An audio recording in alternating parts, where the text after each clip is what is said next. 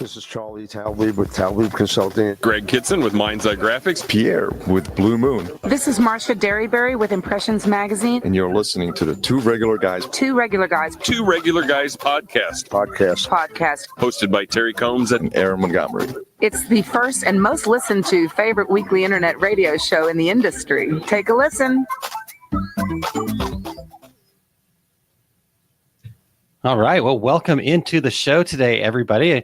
Going to be lots of fun stuff going on here today. As you can tell, I'm just one regular guy today. Terry is off traveling, and Eric's going to be helping us out in the comments today. But welcome to the show. It's Friday, May 17th, and I'm Aaron Montgomery, and you can find me over at aaronmontgomery.info.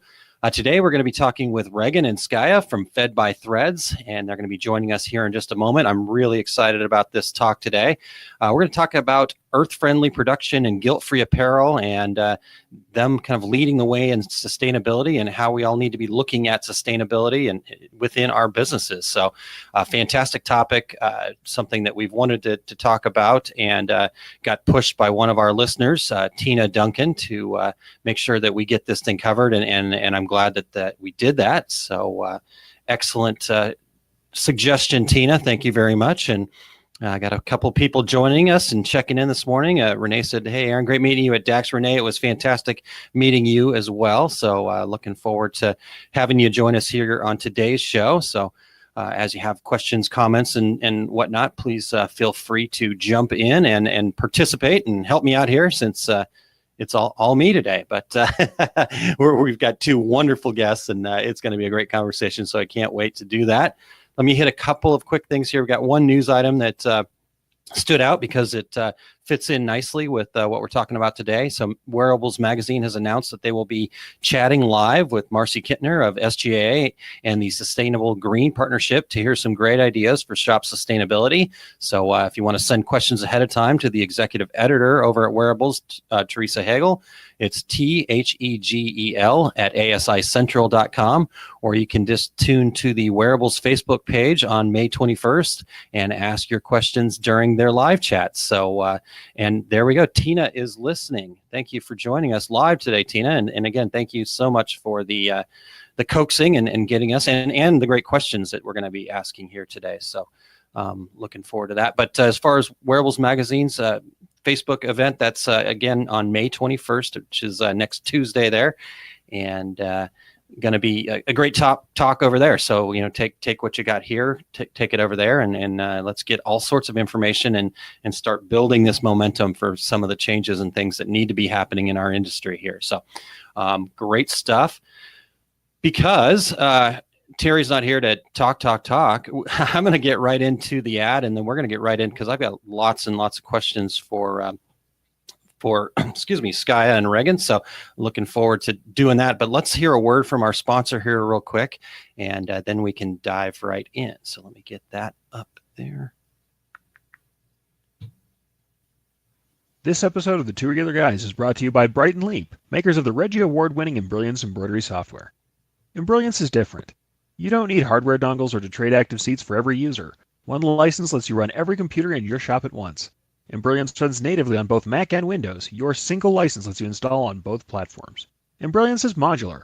If you only need customizing with lettering, sizing, and recoloring, you can get just that. Embrilliance's unique stitch processing tools even allow you to resize and improve expanded stitch files from digitizers or stock collections for faster running, lighter embroideries. If you decide you need fully featured digitizing, it's fast and easy to add powerful design creation tools to your system. You can start with any tool and build your ideal kit.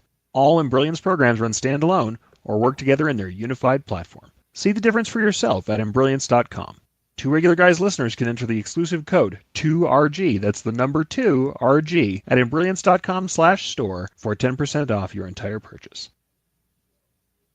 All right. Well, thank you very much to Embrilliance for their support of our show. And we're always looking for more sponsors. So they are our gold sponsor, but we have other sponsorship slots available. So if you head over to tworegularguys.com/sponsorship, that will get you all the details that you need. And again, thank you very much to Embrilliance for their support and helping us bring this to you every week. And great stuff. For those of you guys listening in live here right now, again, make sure that you are commenting and bringing your questions and bringing your feedback to this great conversation we're going to have here today. And again, I need all the help I can get today. So rolling solo and lots of stuff going on in front of me too. So we're going to have a blast, but let's get right to it because I think we've got some fantastic information to cover here. So I'm going to bring on our guests and I'm going to introduce them to you here, and then we'll start the conversation. So Reagan got her start in the garment industry with a degree in fashion design from the Fashion Institute of Technology in New York City. She began her career at Troy Birch. I believe I got that right, Reagan. You'll have to correct me if I'm wrong, but working. Yes. Okay, good. Working as a knitwear designer for 8 years, designing and growing the knitwear business to one of the most consistently profitable in the company.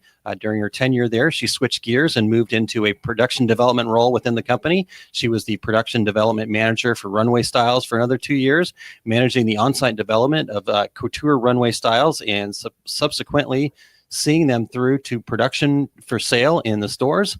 So after Tori, she worked briefly as the production director for a startup company, Argent, making fashionable and utilitarian women's suiting locally in the U.S. So she is currently at Fed by Threads as the director of operations.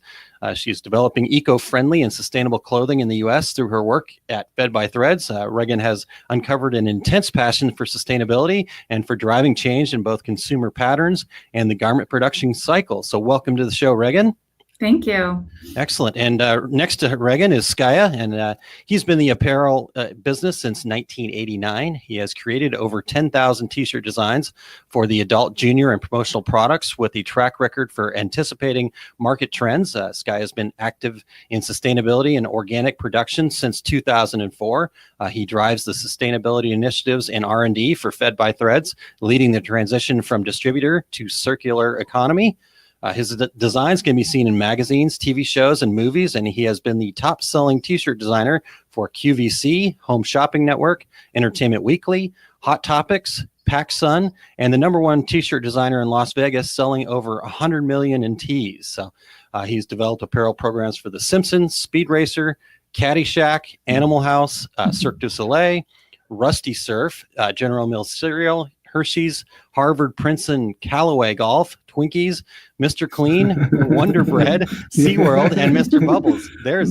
That's a list of awesome stuff there, and what a wide range of cool stuff. But that's what I thought. Yeah, just put the fun stuff in to get you excited. Yeah, that's right. So also, art director for the Host Marriott Services, designing apparel for more than 1,200 airport gift shops with $25 million in annual sales. You are the global creative director for Raytheon and is currently the creative director and COO of Fed by Threads. And your current customers include organizations with a commitment to corporate responsibility, like the Bill and Melinda Gates Foundation, Cox, and Southern Poverty Law Center. Skya, I'm going to get to your side notes here as we get through the. But I think there's some really cool stuff in there too. So I do want to talk about it. But let's dive into what we're here to talk about today. Welcome, both of you. Thank you so much for joining us. Thanks for having us. Yeah.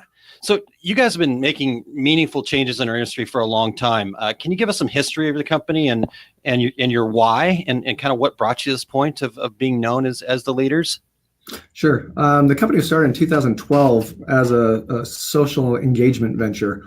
The founder was just a couple here in Tucson, Arizona, and they got a letter from the community food bank that said, people in our community are going hungry. Can you donate?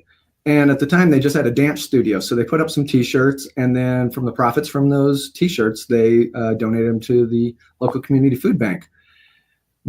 Eventually, local businesses said, hey, can we get some T-shirts made? And they started making T-shirts. Okay.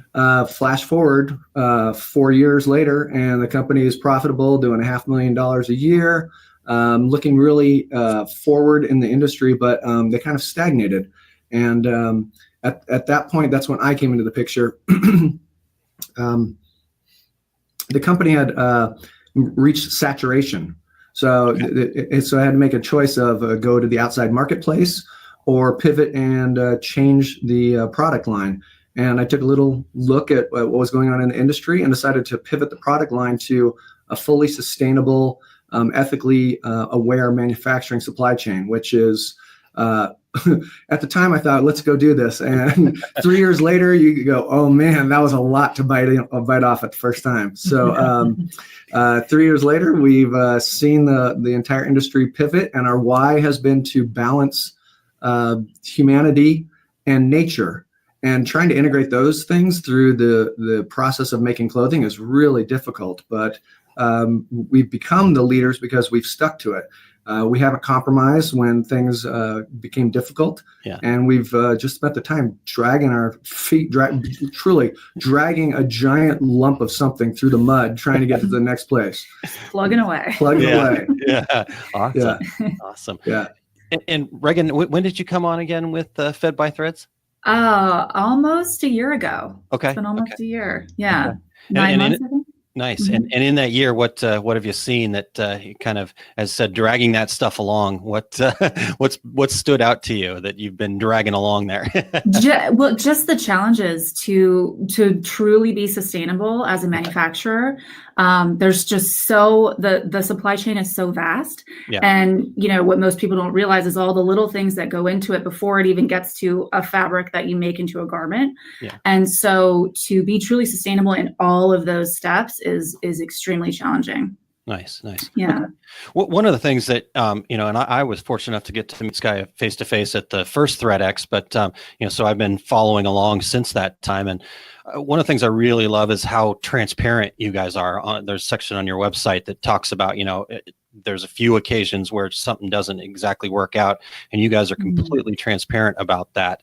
What have kind of been the biggest obstacles that you have to deal with along the way here as you kind of like really stick true to the sustainability way of doing business? Reagan? Yeah, tough one. Sorry. No, it's fine. She has to live this every day. I get to do the big picture, but Reagan has to dig. I would say the biggest obstacle for us is the sourcing. So, normally you would just find a fabric that you like, and you might have something in mind, and you just go until you find it, and then it's great. Okay, let's do it. What's the lead time? What's the price? But in this model, it's okay. You find a fabric you like. Now we have all these questions. Where does the yarn come from? Where are you knitting or weaving the fabric? How is it dyed? And we're looking for certain certifications throughout all those steps of the process. So if it doesn't meet our criteria, we have to move on. And so we are developing in a very different kind of way where we have to pivot constantly our timelines instead of just being on this rigid, sort of season schedule. So that's our biggest challenge, is just sourcing in the way that we need to source. Nice. Okay. In fact, that was actually one of the questions from Tina, who helped me kind of push forward here to get you guys on. What are those challenges of sourcing the blanks? You said that you've got all these questions you got to ask. Are there any tips for kind of getting it right and making it, how do you kind of put that stamp on it to where like, okay, we can use this? Well, I think you have to decide what avenue you're going to pursue first, because it's such a complicated and expensive process to develop. You have to figure out where it is that you can make your biggest impact early on, and that way you can show a value to your customer. So a lot of times it's figuring out, do you have a top selling group of customers that want performance wear, or do you want organic? Do you want something for children? I think you have to take into account the direction that you want to go, and if you're pursuing sustainable clothing as an entire supply chain, then you have to start with what's your end product goal, what you want to do as a company, and then work backwards for there. Finding good vendors, GOTS certified, OEKO-TEX certified, people that are using fair trade. It's much easier to go with a company that's RAP certified and has all of these certifications behind them. But at the same time, we don't trust just what they say as certifications. So we also travel to every one of our manufacturing locations, and we do inspections to make sure that they are doing exactly what they say they're doing. And that's one of the reasons that we went with a US-based supply chain, is because we couldn't afford to fly over the world and check the prices in India and get, find the factory in China. So for us, it was start local and provide jobs, and then make sure that everybody's being paid well and working in the conditions that we believe they should be working in. And that's the core of what we do. So when somebody's looking, I I think they just have to make that determination. Yeah. Yeah. What level is it that they are willing and able to commit to right off the bat, and then how can you grow it from there? Yeah. Yeah. I mean, go ahead, Skya. Sorry. You see positive results almost immediately from your customers when it's unlike, I've been doing this for 40 years. I feel 30 years, sorry. Not that 30 years. You were like 5 or what? I look really good for my age. Yes, indeed.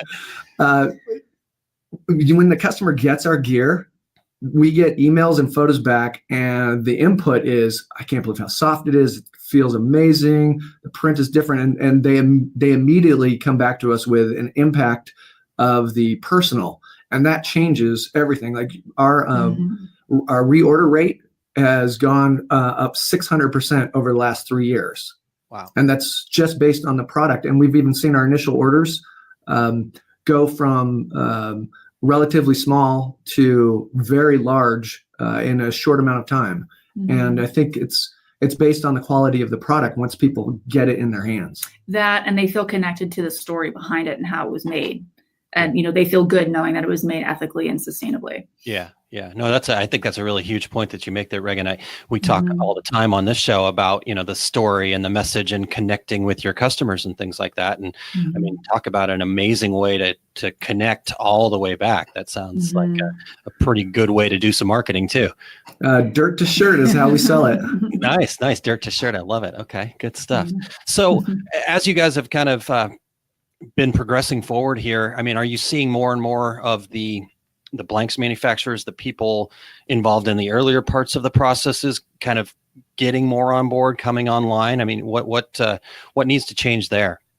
Well, there are more people coming into sustainable manufacturing. As far as blank suppliers, there's only really a handful that are sort of out there right now. I think that's going to increase, but a lot of people are getting into the sustainable market. I mean, you see it everywhere from big companies, you go to a mall and they'll have it kind of like written on their windows, sustainable this, sustainable that. So it goes from, 1 or 2 products in their assortment to then there's entire companies who are, everything is sustainable. But so it's definitely growing. Yeah. And as you see, I mean, you guys already kind of mentioned a little bit, but you're kind of seeing your customers' return rate and that kind of thing. I mean, so not only are more and more of the manufacturers, and then you guys are probably seeing more and more, competitors, but more people producing in a similar way. But obviously, I'm assuming that the customers are also asking for it more. Yeah, the customers there's definitely the demand is what's driving it. I think a lot of smaller shops and other companies may not be seeing that demand because they're not offering the product and maybe their markets don't know that it's available. We've switched to a global market, and you're not competing against Joe Schmo across town anymore. Now you're competing against somebody that's willing to eat a huge labor cost and make up for it with just a little bit of shipping, and they undercut your price. Yeah. So now you're competing in a completely different realm. So the customer driving it makes it easier for you to close. So we have a 44% close rate. Wow. So it's incredible once the people, especially when we do the samples, and once the samples are in their hand, it's almost a guaranteed done deal. And that's the difference in, I think, what's happened in the last couple of years. But the problem is, as the market's growing, we're also hitting this slight crippling or bottleneck point where there's more people buying sustainable fabric and more people that are buying the finished blanks. So they're becoming less available. And you're seeing you go to order product from different manufacturers and there's zero stock available, and you don't know what the timeline is because they're waiting for fiber. Yeah. Yeah. And that's the holdup. And we've had to make some huge adjustments. We've had to go from buying off the shelf from distributors to becoming a distributor ourselves and manufacturing and milling and cutting and sewing. And, that took us 2 years of figuring out that process in order for us to grow that and make a profit at it. And really, you don't want us trying this. This is not what everybody wants to do.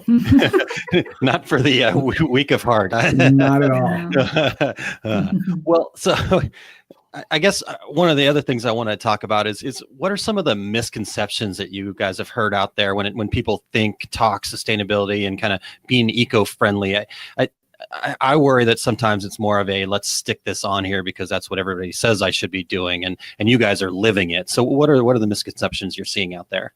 Well, we call that greenwash. Yeah. Okay. And there's a lot of that. And I think the misconceptions really come around are just not truly understanding it yet. Okay.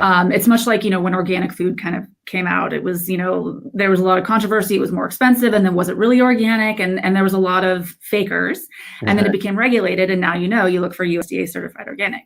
So it's kind of the same thing when it comes to manufacturing. And,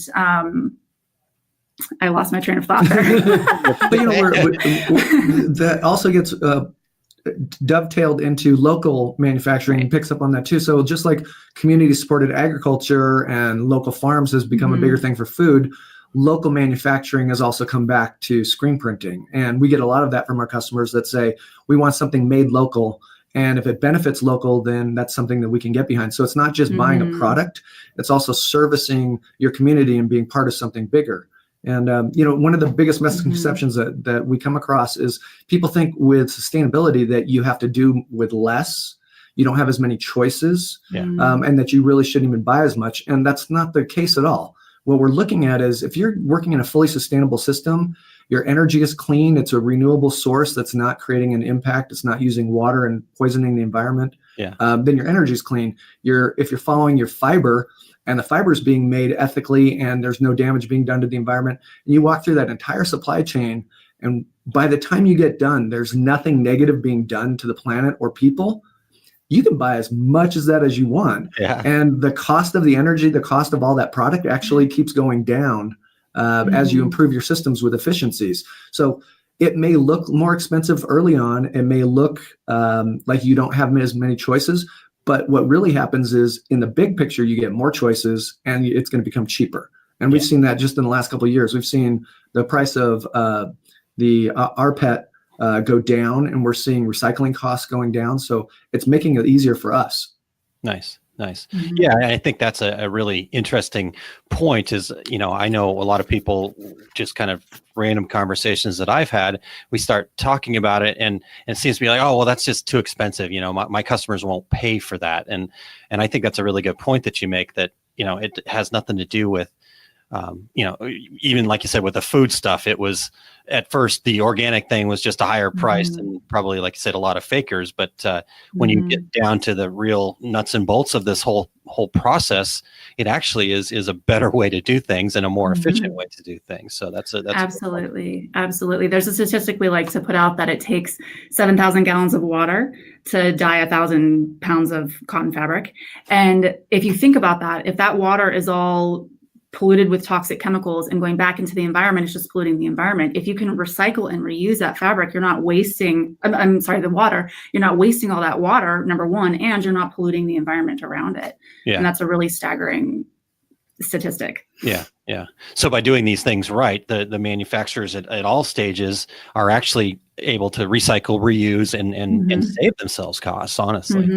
Yeah, organic doesn't just mean how it's grown or how it's made. It also means that the process that it's part of doesn't have any toxins in it, which allows you to address fiber and water in a different way. So if you have fabric that's covered with toxins, like there's over 8,000 chemicals that are put into apparel. And a large number of them are endocrine disruptors that mess with your DNA. You take all that stuff, you don't want to bring it back, recycle it, chew it up, and then put it back on somebody. If it's organic, it's got none of that material on it. If it's made responsibly in a domestic marketplace where it hasn't been shipped, those chemicals don't get sprayed on them. They don't get attached to them. So the process itself has a health and wellness characteristic, which a lot of our customers, that's one of the first things that they go for, which is it's better for their employees, it's better for their students, and personally they think it feels better. And what we're seeing from the buyers specifically is they have an ethos that they start with. So they're going looking for a product and they don't know what they're going to find, and they don't know what company they're looking for. They're just looking for a solution.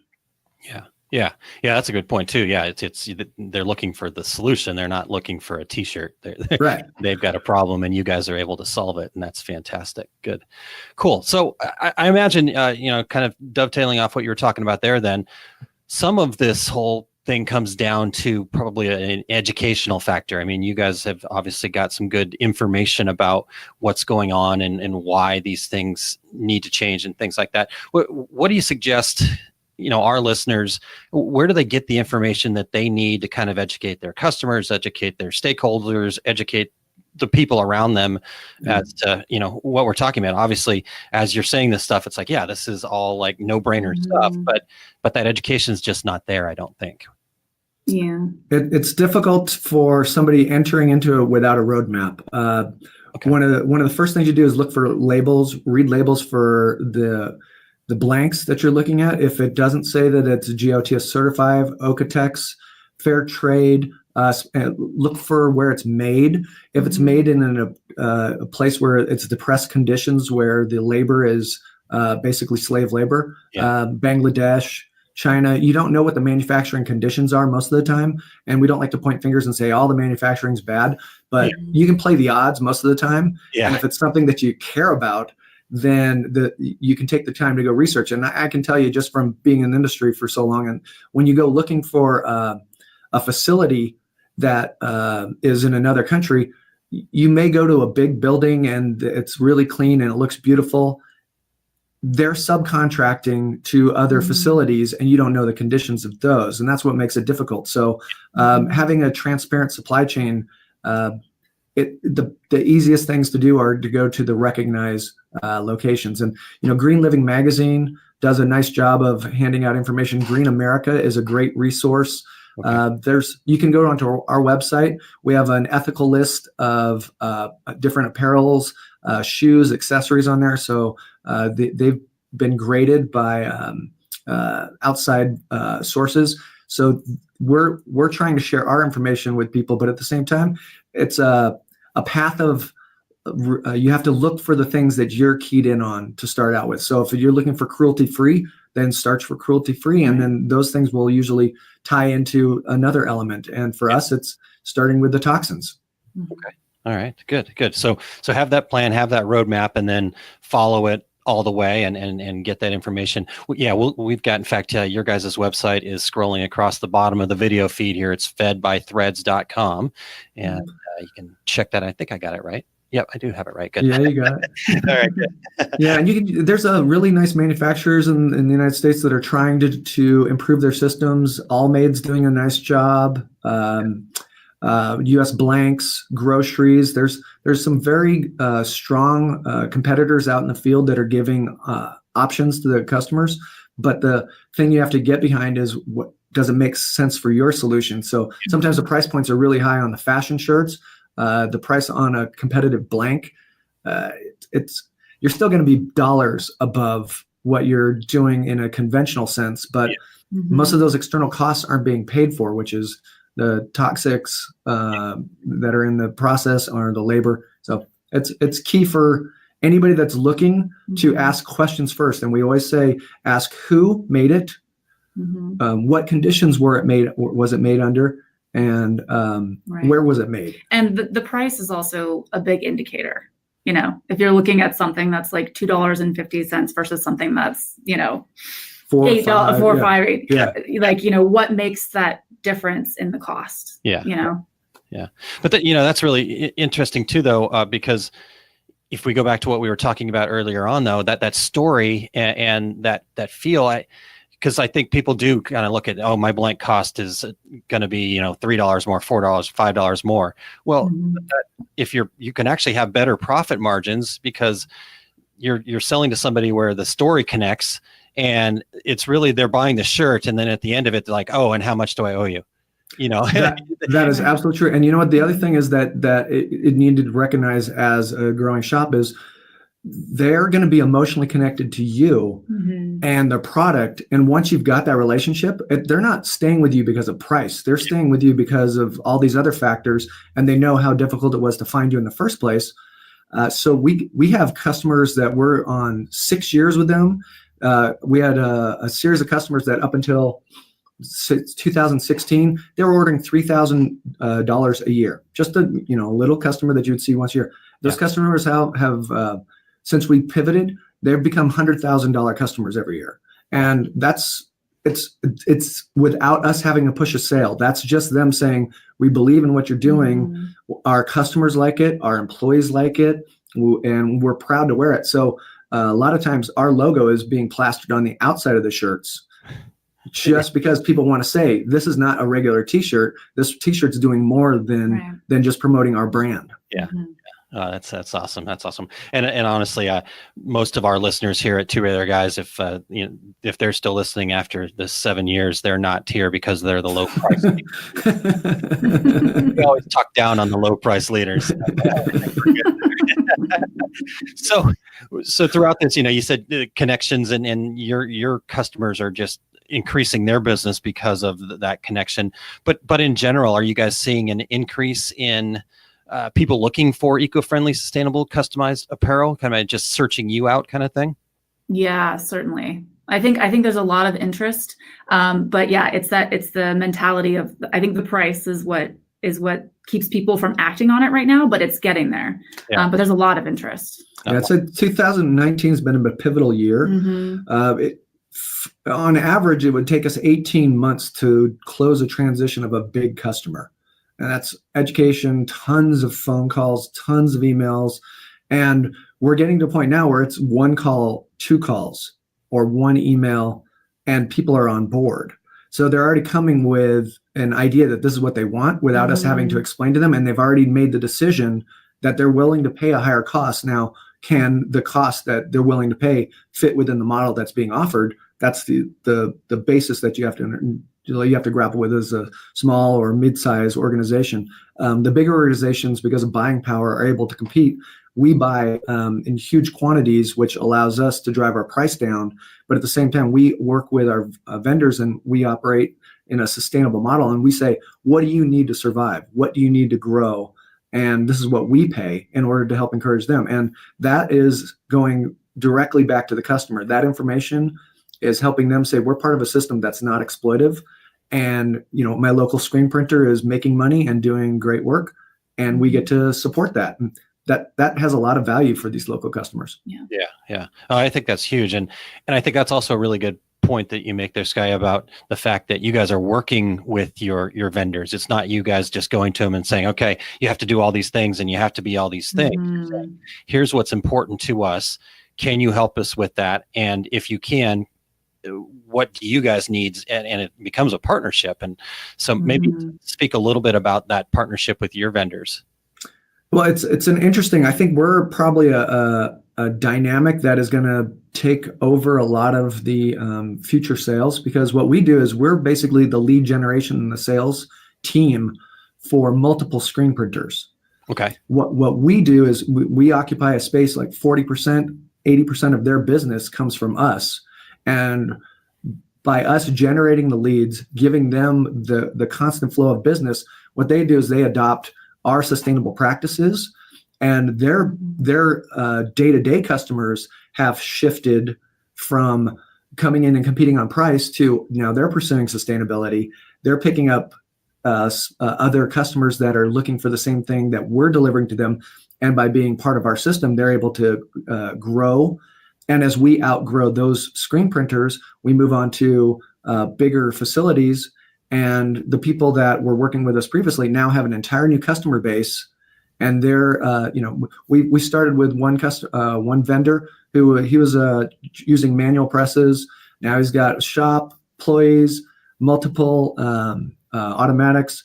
And we're able to walk away from that business knowing that we've helped him grow to a certain level, and it shares our ethos, and at the same time, it impacts his customers, our local community, and then sets us up for continuing that process in even a bigger method. Yeah. Oh, that's great. That's a great model to just keep building those partnerships, but being a positive impact, and then finding the next way to positively impact a community. So do you guys stay pretty close within your community there in Southern Arizona, or are you guys reaching out to other areas too? No, branching out. We're branching out. We have screen print manufacturing in multiple states, but we're actually in a method right now. We're transitioning to a new integrated vertical where we have a new 65,000 square foot facility, and we're cutting and sewing, decorating, and embroidering all in one building now, and which is it's helping us, and it also reduces costs and improves efficiencies. And the biggest part of that has been for us for tracking, because over the years, we work with our manufacturers to get their energy bills. We track the temperatures of the dryers, the belt times. Yeah. We know the kilowatt hours, the water usage. Yeah. Well, and the materials they're using. And so we follow through the entire process, and that's information that we have to wait for them. Now, by integrating it within our own vertical, we know everything. Dirt to shirt, all the way through, everything's under control, and we get to watch every little minutia, and then from that we get to create a system that is repeatable and beneficial to the people that we're working with. Yeah, interesting. Okay. Well, as you said, 2019, we definitely see a lot of turning and changing in our world right now. One of the questions that Tina had asked is one age group more apt to purchase sustainable apparel than the other? As far as your time, like I said, I feel like there's a transition in our world in general. So I'm curious what you think about that. I mean, I don't think there's an age group, but certainly, the younger generations are very focused on sustainability. But no, I think it's going across all ages right now. Like Skya was saying, we're dealing with these big corporations. So they're like, we know that we want the sustainable product, and, that's what we're going for. And then, we also get young musicians who want to sell sustainable product to their to their fans. And so it's all ages. Yeah. Generation X is the middle buyers. You have baby boomers who are at the C level that are driving corporates. Right. And then you have the millennials who are basically lead generators that are walking around screaming at the top of their lungs, this is the product we should be doing for our company. This is what we should be doing for our school. So it's the energy level is coming from all different age groups. Interesting. Yeah, I guess my first inclination was that it maybe was more millennial driven, but hearing you guys say that's very interesting. I would say more than half of our buyers and our conversations are with people that are 40 to 60 years old. Nice. All right. Well, there's hope for me yet then. Okay. Well, I think it's also the business aspect. They see there's profit in it. And at the same time, you've been doing business one way for a long time. That doesn't mean that's the right way. Yeah. And if you can attract an entire new customer base, as this base is growing, you're talking about 10% of the population already. And then the early adopters are heading into new technologies all the time. And that's getting disseminated between all the different groups. So between thinking about where you need to go and the people already there waiting for the product, you can glam onto an entire new customer base just by setting up shop and saying, we're doing ethical, we're doing sustainable.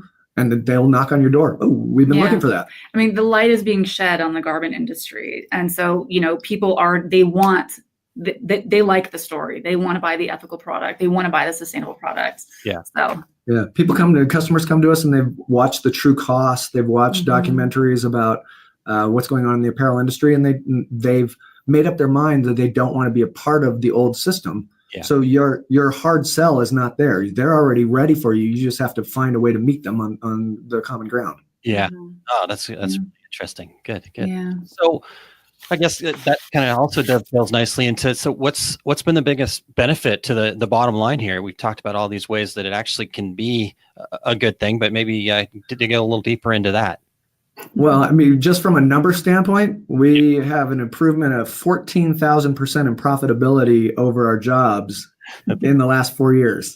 Wow. Yeah, I mean, numbers can't lie. Our reorder rates have gone up 600%. Our initial purchase rates have gone up 1,000%. So in the last 3 years, we have seen customers come in and just say, not only do I want it, but I want it bigger. I want it faster, and I'd like more of it. So just keep it coming. Nice. Okay. All right. Yeah. Good. Wow. That's like I said, the numbers don't lie at all. I mean, yeah. I do think that traditional thought is like, well, it's just more expensive and my customers aren't going to pay for it. So I love that you guys are, like you said, shedding light on the fact that that's just not true. The conversation is changing around it. And you're still going to have, and we're only talking a third of your business in a normal screen shop is going to go to a sustainable side. That's just a gut reaction from being in this industry. There's too many people out there that are still buying on price that you're not going to sway over. You have to basically take the people that are already open to it and help them. And then eventually the people that have been buying on price, those prices aren't going to be available to them, and they're going to incrementally be forced to go up in price. Yeah. And eventually they'll make the transition reluctantly. But you're really looking for customer acquisition. You want to pick up 3 to 6 new customers a day. Do sustainable, because they're going to knock on your door because they're out there looking. Nice. Wow. Well, okay. I'm going to write this down. I need to go. Those are great numbers. So those of you listening live, if you have questions here, please feel free to post them up there. I do have one question from Eric, who's a producer here at Two Regular Guys. He's also our resident embroidery guru. Terry and I know very little about embroidery, so Eric is our guy. So he asks, what changes did you make to the conventional embroidery process to make it more earth positive? That's thread choice is primary. That is the toughest part. And we're actually dealing with patches right now, which is a new thing for us. But mostly we had to find ethically made, recycled fabric thread to be able to do the embroidery in a way that met our standards. 100% organic cotton. It's too fragile. It doesn't hold up. So we have to do a blend or 100% poly. And by doing that, we get a really clean, nice finished look. It just sent our embroidery cost up about 30%. What we're ending up doing is we're shrinking embroidery size, which is compensating for the stitch count, using less thread. And so we end up at roughly the same price using a better product that matches our ethos. And the customers, they seem to love it. Yeah. Oh, that's great. That's good information. So I guess another question that I have, kind of not necessarily embroidery related, but you kind of mentioned cotton and stuff like that. What about all of the push into the polys and the performance wear kind of stuff? Does that change the ball game pretty drastically for you guys? Well, so we also use a lot of poly, but it's recycled polyester and polyester made from recycled plastic bottles. So that is a really important fiber going forward. It's actually, you can close the loop on that a lot easier because you can break it back down into fabric again and use it again if it's 100%. So I think those are really important to the sustainability conversation. And we had to choose, for when we looked at recycling, a method of recycling, and then that defined what kind of product that we could use, which is much different than normally you say, this is what I want to make, and then you pick that fiber, that color, whatever that seasonal option is. And we don't work that way. So we said, we're going to do mechanical manufacturing because it has less impact on the planet versus chemical recycling versus mechanical. So chemical, you have to use these formulas that separate organic or cotton, natural fiber from the poly. And we decided that we're just going single source. So we're doing 100% cotton, we're doing 100% hemp, we're doing 100% poly. And then that way we can take those fibers back in and easily recycle them without having to do You don't have to separate them. No separation.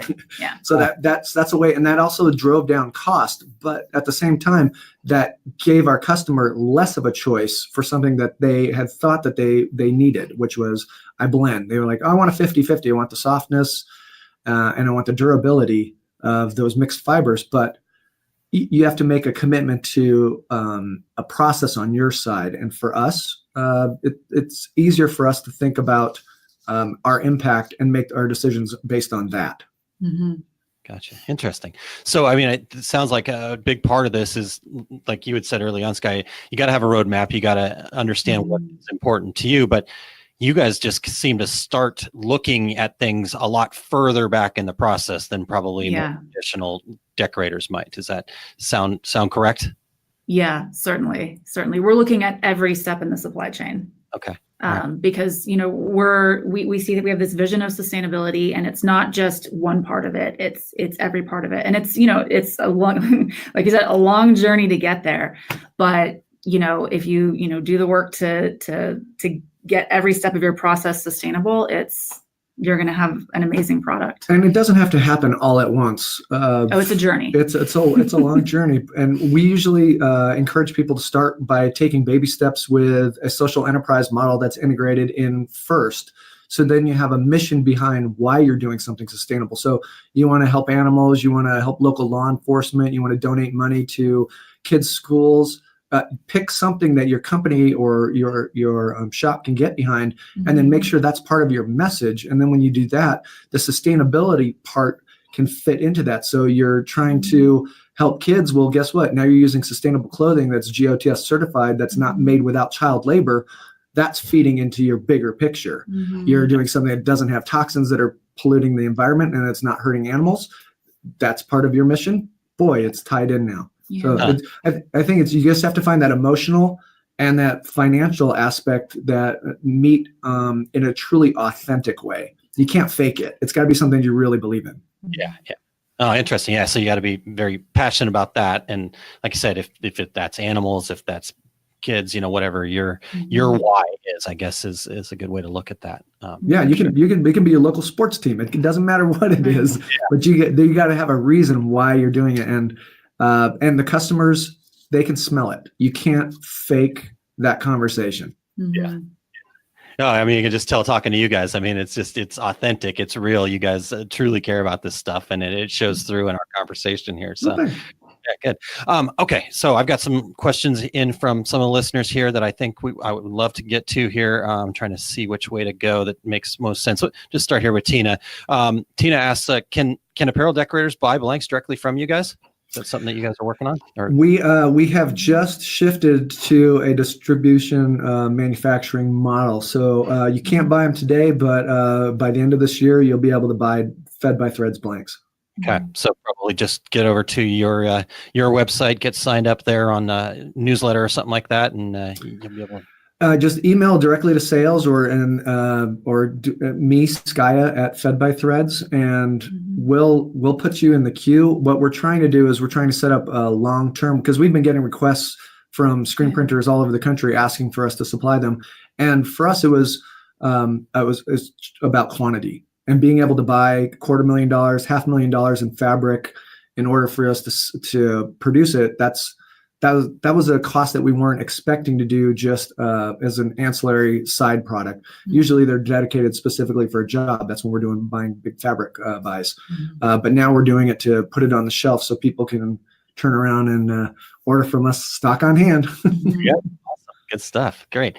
All right. So Jeff asks, are people concerned about poly microfibers, environmental contaminations?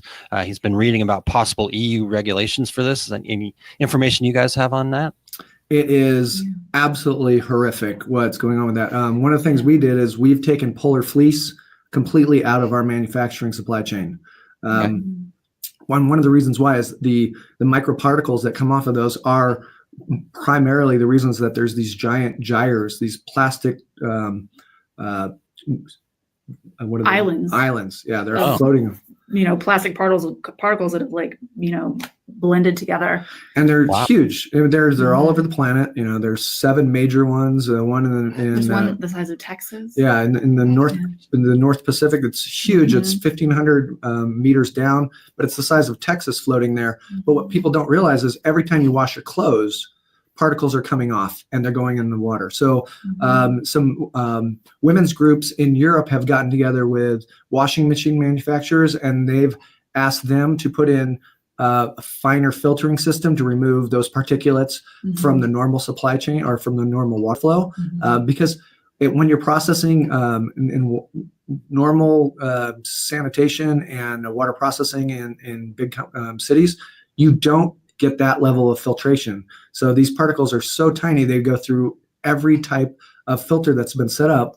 And so they just wash right out to the ocean eventually, and they're collecting in these huge gyres. And for us to remove product, that's the first thing that we can do. The other one is we can educate people. And then it's also about manufacturing. So making sure that when you're finishing an edge, the selvage it's really clean, and you're doing a rolled edge that's reducing the amount of particles that are coming off. So the quality of the garment that you make affects what the waste will be as well. And then we also reduce the amount of waste that we do by being as efficient as possible with our patterns, laying out for our production cuts. Mhm. Wow, that is so. You guys did have some great information on that. Perfect. Yeah, Jeff follows it up with we've had some detection in the North Atlantic fish here. The big fish industry is really concerned about it, so it's affecting everybody, obviously. You can find fish and just people throughout the planet they're finding plastics in their bodies. So it's gone through their digestive systems, and it's to a point where it's measurable, which that means that it's really hit a point where everybody needs to be paying attention to this. Yeah, for sure. Wow. Okay. Marion says cotton growers are decreasing in the Texas Panhandle, very water hungry and hard on the soil. They're going to vineyards, and I would hope that hemp becomes go-to organic fabric. What's your guys' thoughts on that? We Absolutely totally agree. Perfect. Most people don't realize that 95% of all the cotton farms across the globe are less than 5 acres and owned by small families. So even though there's these huge monocrops of cotton, West Texas has got 1 million plus acres of cotton farms just sitting there, but they're being sprayed by Roundup.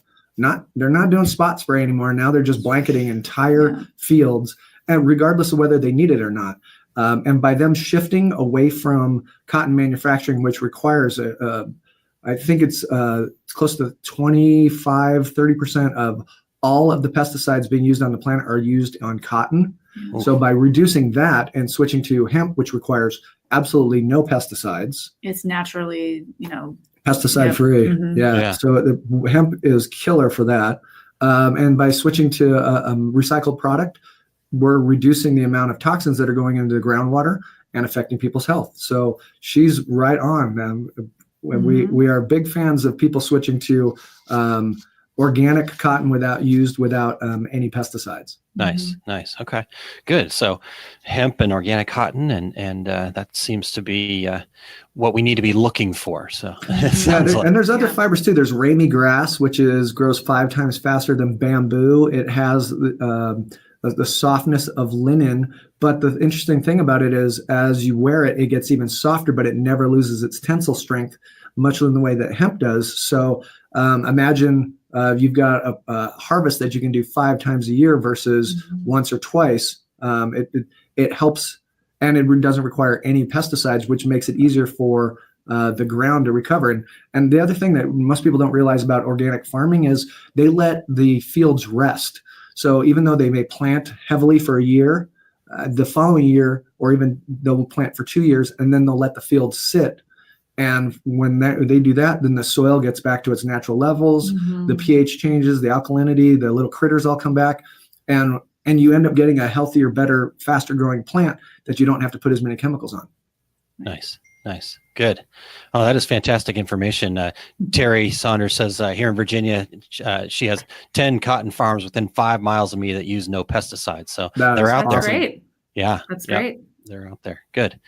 All right, guys. Well, thank you guys so much for your time today. My last question for you, and then we'll get a little more information about where people can kind of connect with you. But you guys have obviously leading the charge here. What do you think the future holds, though? What needs to change, and what are you proud of, and what?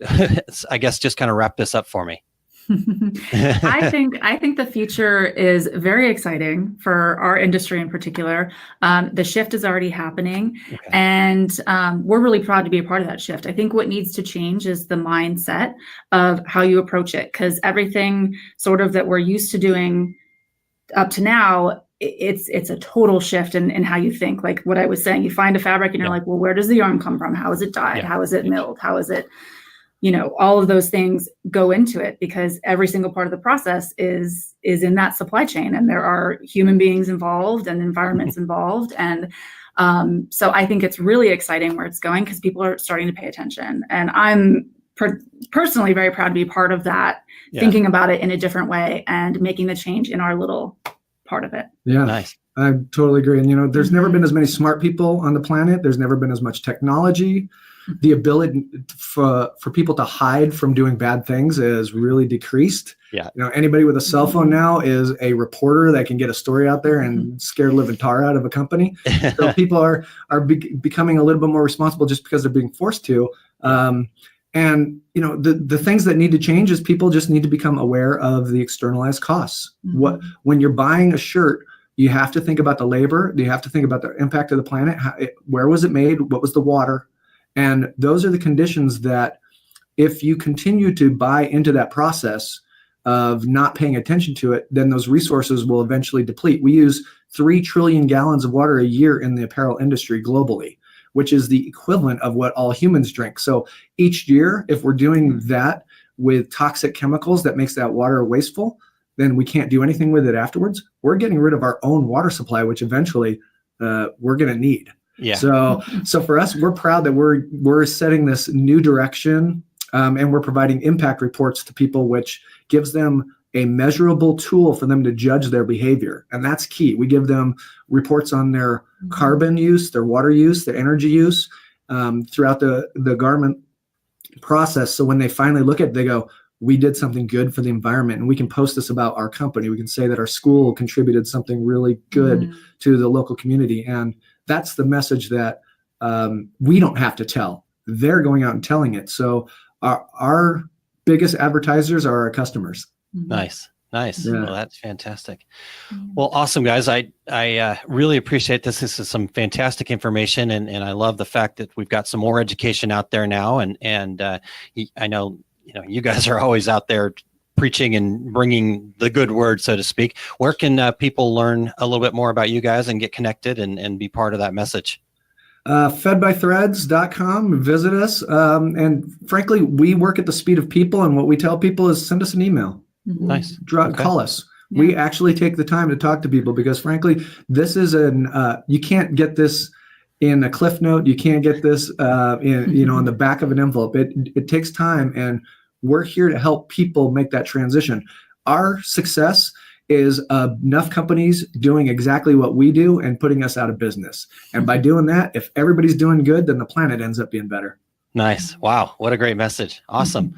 Well, thank you guys so much. And we will hopefully catch up with you again soon and keep this message going. Right on. Thanks for having us. Thank you. All right, guys. Have a great day. Bye. Bye-bye. Awesome. Great stuff there.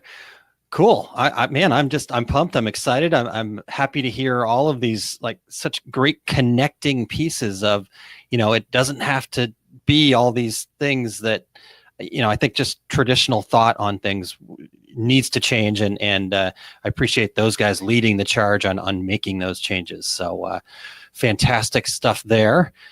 All right, guys. Well, we got through a good hour and tons of great information. Thank you guys for all of your suggestions, comments, and being a part of this today. I didn't get to all the comments on the Facebook page there, so make sure that you get over to, if you're listening to this on the podcast version, make sure you get over to our Facebook page, facebook.com/2regularguys, and check out the live video comments. Let's keep the comments going. Get in there, and we've got links to all their stuff, so be a part of what they're doing. Let's see here. A couple things to close out. I want to make sure that you guys are checking out my other podcast that I do on my own here. It's a kind of part of a live video thing that I do every Saturday called Small Business Saturdays. I do finally have a podcast version out, so you can check that out over at smallbusinesssaturdayspodcast.com. And tune in, talk about business planning, talk about all sorts of great stuff, getting into talking about your why and whatnot. And tomorrow morning, I will be bringing two regulars, Small Business Saturdays to you. We're going to go early because tomorrow's my son's birthday party and he's got volleyball practice. So the only time I could carve out was 7 a.m. Central Time tomorrow. And I will be talking about what's the favorite part of your business. And I'm talking about the favorite parts of the things that I do and how we can use that to continue to grow and sustain ourselves. So that's what tomorrow's Small Business Saturday is all about. Again, Aaron Montgomery .info is where you'll find some of that, or you can get to my Facebook page, facebook.com/aaronmontgomery.info. Let's see here, a couple trade shows of note. Well, the reason Terry is not here today is NBM Milwaukee is happening right now, May 17th and 18th. So if you're in that area, check that out. Good stuff. And Terry says, thanks for the great podcast today. I'm off to the NHRA drag races. So it sounds like some good stuff there. Tina, again, thank you for all the great questions and the encouragement to finally get to Skya and Reagan there. So great stuff from them, and thank you very much, Tina, for all that. Guys, I think we've done it. I think we're good for the day here. Let me get that back up again. Go and check out their website at fedbythreads.com. So thank you very much to Reagan and Skya for their information, and Tina Duncan, who's with Handcraftique. So that's HANDCRAFTIQUE.com if you want to check her out. And I'd really like to also thank our producer, Eric Campbell, for his support and all of his help. So you can find him over at Eric, ERICH, Campbell.com. And last but not least, I want to thank our sponsor, Embrilliance, and their family of products. Make sure you use the coupon code 2RG to get 10% off.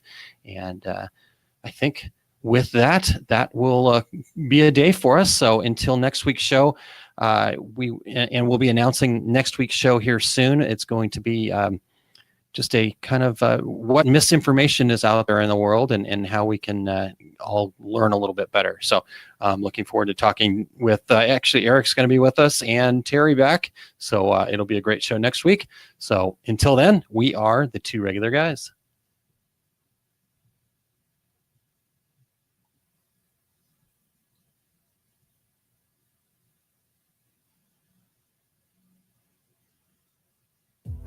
Thank you for listening to Two Regular Guys. Check out our website at tworegularguys.com. That's the number 2, regularguys.com. You can also interact with us over at our Facebook page, facebook.com/tworegularguys, or send us a tweet, twitter.com/tworegularguys. And we have a YouTube page. You can find all that from our website, tworegularguys.com. Thanks for tuning in, and we look forward to spending some time with you again next week.